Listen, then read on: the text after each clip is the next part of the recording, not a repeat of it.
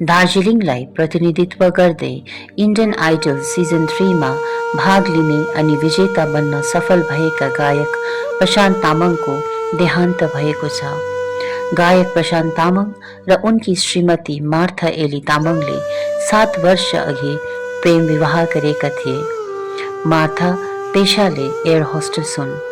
बिहे गरेको 2 वर्षपछि उनीहरूले छोरीको रूपमा पहिलो सन्तानलाई जन्म दिएका थिए। छोरीको नाम आर्या तामाङ हो। स्मरण रहोस्, गायक प्रशान्त तामाङ मात्र 43 वर्ष पुगेका थिए पनि हृदयघातको कारण उहाँको मृत्यु 11 जनवरी 2026 को दिन भएको हो।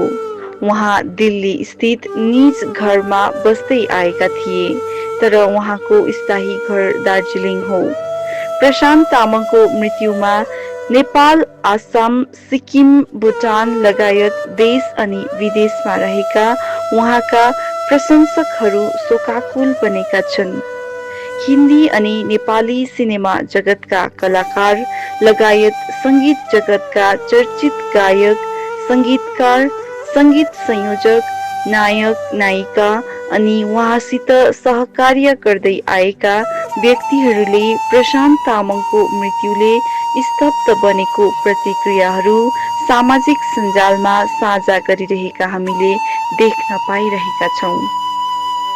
इन्डियन आइडल जस्तो मञ्चमा गोर्खाहरूले भाग लिन सक्छन् अनि विजेता पनि बन्न सक्छन् भन्ने साहस युवा वर्गमा हाल्ने प्रशान्त तामाङ नै हुन्। इन्डियन आइडल 3 को विजेता भएपछि उनले गोर्खा पल्टन, परदेशी, निशानी, अंगालो यो मायाको, किन मायामा, धडकनभित्र लगायतका सिनेमामा अभिनय गरेका छन् भने धेरै गीतहरू रेकर्डिङ भएका अनि चर्चित बनेका छन्। उहाँको चर्चित गीतहरू हुन् मन साइली, घामको माया, असारे महिनामा, हिजोसम्म, आगो पिएर बाँच्ने, अरे क्यानम, सिरीमा सिरी, जाउँला रेलैमा, आफ्नाले घात, जिन्दगी पहिले जस्ता गीतहरू चर्चामा रहेका छन्। 2007 मा उहाँ इन्डियन आइडल हुन अघि कलकत्ता पुलिसको कन्स्टेबल पदमा कार्यरत थिए। प्रशान्त तामाङ दार्जिलिङ क्षेत्रका एक चर्चित गायक तथा अभिनेता थिए जो आज संगीत अनि सिनेमा जगतको महाआकाशबाट सदाको निम्ति अस्ताएका छन्। जीटीएका चेयरम्यान अनित थापाले उहाँको पार्थिव शरीरलाई दार्जिलिङ ल्याउन सहयोग गरे।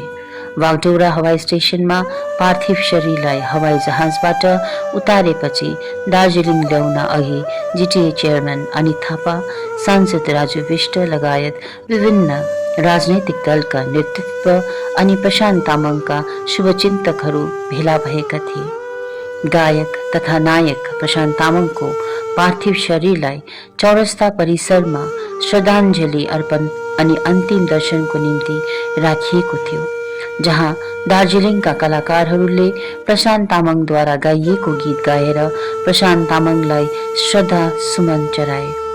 प्रशान्त तामाङ सँगै इन्डियन आइडलमा प्रतियोगी रहेका उनका मित्र च्याङ लगायत अन्यले प्रशान्तलाई याद गर्दै गीत गाएर अन्तिम बिदा दिए। प्रशान्तको असामयिक निधन कसैलाई पत्यारो लागेको छैन। भारतका प्रधानमन्त्री नरेन्द्र मोदीले पनि प्रशान्त तामाङको निधनमा शोक व्यक्त गरे भने पश्चिम बंगालकी मुख्यमन्त्री सुश्री ममता ब्यानर्जीले पनि प्रशान्त तामाङको निधनमा शोक प्रकट गरिन्। प्रशान्त तामाङले सलमान खानसित चलचित्रमा अभिनय गरिरहेको बताइए तापनि उक्त कार्यको साक्षी बन्न नपाए पञ्चतत्वमा विलीन हुन पुगे। अब हामी उहाँलाई सलमान खानसितको चलचित्रमा एकपटक देख्न सक्नेछौँ। प्रशान्त तामाङ अब जीवित नरहे तापनि उहाँले आफ्नो नाम संगीत जगतमा लेखेर गएका छन्। उनी सदैव अमर रहनेछन् मानिसहरूका मनमा, लयमा अनि सुरमा। प्रशान्त तामाङको निधन दार्जिलिङको निम्ति ठूलो क्षति हो। हामीले एउटा चम्किलो मोतीलाई गुमाएका छौं। अब हामीले प्रशान्त तामाङलाई कहिले सशरीर भेट्न र देख्न पाउने छैनौं। प्रशान्त गायक र नायक मात्र होइनन्, दार्जिलिङका गोर्खाहरूमा जातीय भावना गहिरो बनाउने अनि एकतामा बाँधिन लगाउने मूल खम्बा हुन्। प्रशान्त तामाङको आत्माले सायुज्य मुक्ति प्राप्त गरून् भन्ने कामना ईश्वरसित रहेको छ।